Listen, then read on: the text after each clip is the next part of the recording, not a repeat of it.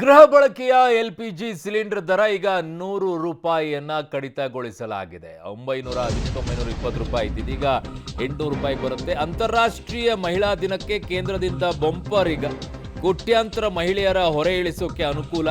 ಇದು ನಾರಿ ಶಕ್ತಿಗೆ ಲಾಭವಾಗಲಿದೆ ಅಂತ ಹೇಳಿ ಮೋದಿ ಅವರು ಟ್ವೀಟ್ ಮಾಡಿದ್ದಾರೆ.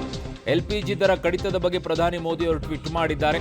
ಇದೆಲ್ಲ ಎಲೆಕ್ಷನ್ ಗಿಮಿಕ್ ಅಂತ ವಿಪಕ್ಷಗಳು ಹೇಳ್ತಾ ಇದ್ದಾರೆ. ದರ ಇಳಿಕೆ ಸಮಯದ ಬಗ್ಗೆ ವಿಪಕ್ಷಗಳು ಪ್ರಶ್ನೆಯನ್ನ ಮಾಡಿವೆ. ಸೊ ಈಗ ಗೃಹ ಬಳಕೆ ಎಲ್ಪಿಜಿ ದರ 100 ರೂಪಾಯಿ ಕಡಿತವಾಗಿದೆ. ಅಂತಾರಾಷ್ಟ್ರೀಯ ಮಹಿಳಾ ದಿನಕ್ಕೆ ಕೇಂದ್ರದಿಂದ ಬಂಪರ್ ಕೊಡುಗೆ, ಕೋಟ್ಯಾಂತರ ಮಹಿಳೆಯರ ಹೊರೆಯನ್ನ ಇಳಿಸೋಕೆ ಅನುಕೂಲ, ನಾರಿ ಶಕ್ತಿಗೆ ಲಾಭವಾಗುತ್ತೆ ಅಂತ ಎಲ್ಪಿಜಿ ದರ ಕಡಿತದ ಬಗ್ಗೆ ಪ್ರಧಾನಿ ಮೋದಿ ಅವರು ಟ್ವೀಟ್ ಮಾಡಿದ್ದಾರೆ. ಅದನ್ನು ನೋಡ್ತಾ ಇದ್ದೀರಾ.